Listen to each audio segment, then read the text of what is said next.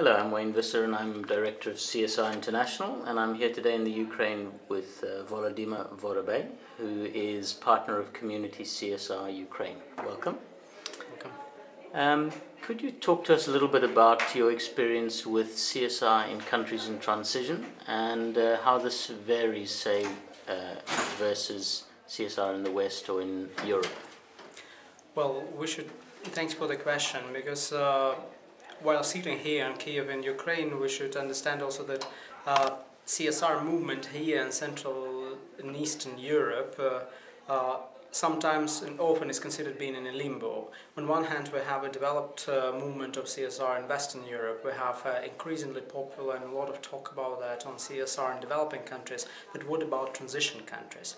So we are the countries which have a long-lasting tradition of certain type of economic structures here in place, as well as political, and it means that we started not from nothing, and the countries who are now quite, as they say, capitalism on droids, you might say also the cowboy capitalism, who now emerged and now becoming quite also important parts of the same brick or whatever you want to name it. What does it characterize? What CSR here means? What are the peculiarities? Important is to remember the history where we're coming from. We're coming from the countries where the state took over and about everything and took care about everything and everyone in the country. It means that when the private business now is flourishing here, there is a question, so where is the role of the state, and what are the formal state enterprises which are now private and owned by tycoons or even foreign investors or even listed?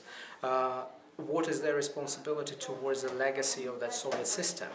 To give you an example, we have the situations when we have a huge steel plants which are producing a lot of steel, a lot of metal, but they are based in the towns which are completely dedicated to this particular plant. In the Soviet times, whole Soviet social infrastructure was being taken care of by that plant. Now it's private, but does the capitalist owner wants to take responsibility for kindergartens or communal heating system, etc.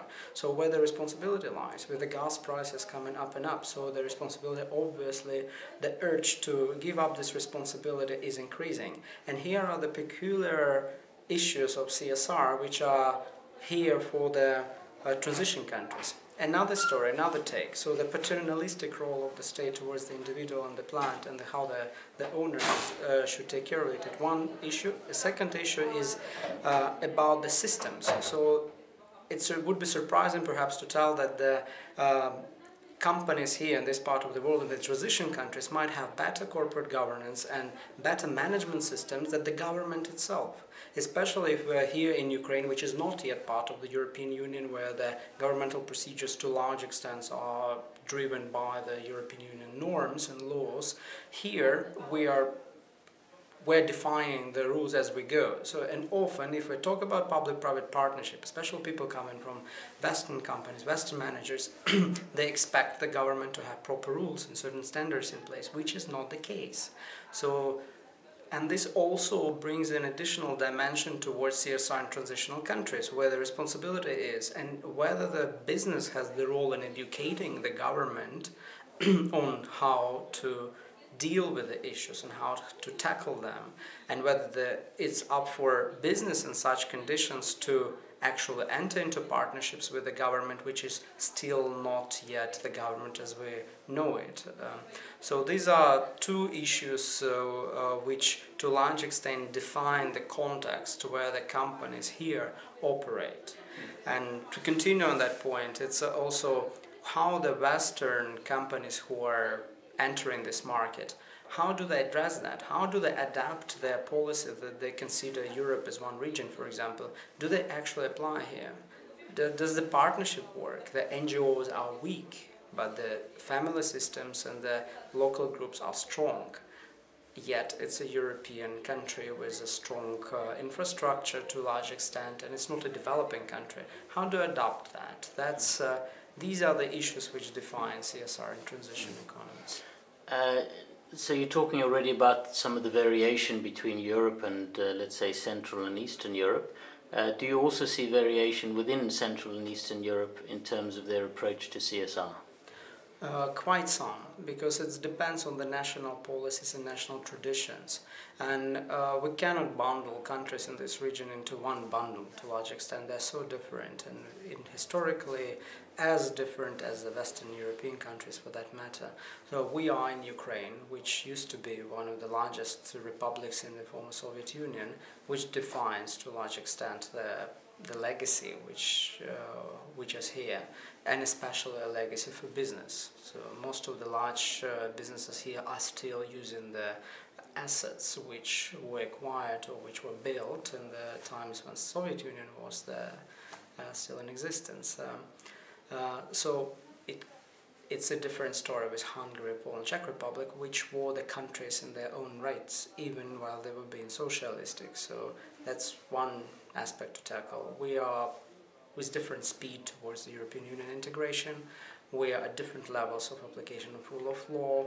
The law by itself and the regulation framework in which our companies operating is very different in the countries. So there is no one size fits all in this region. So we need to take care where we can generalize and where we have to apply local, take local aspects into consideration. Last question, perhaps. There's probably a perception of the region that one of their biggest challenges is dealing with corruption. How are companies tackling this issue? That's a good question, because my initial reaction would be, are they tackling the corruption? Because it's such a monster to tackle, because you don't know where to start with without not being blamed that you want to get engaged into corruption, first of all. Because coming back to where I started originally, the issues of state systems is a paramount one.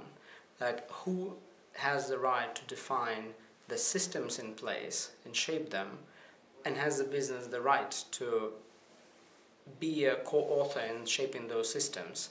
And if yes, to which extent? Because only by having the system and law enforcement in place, we can say that the business can tackle corruption, and in which way. Well, thank you very much for your insights today. Thank you. Good luck.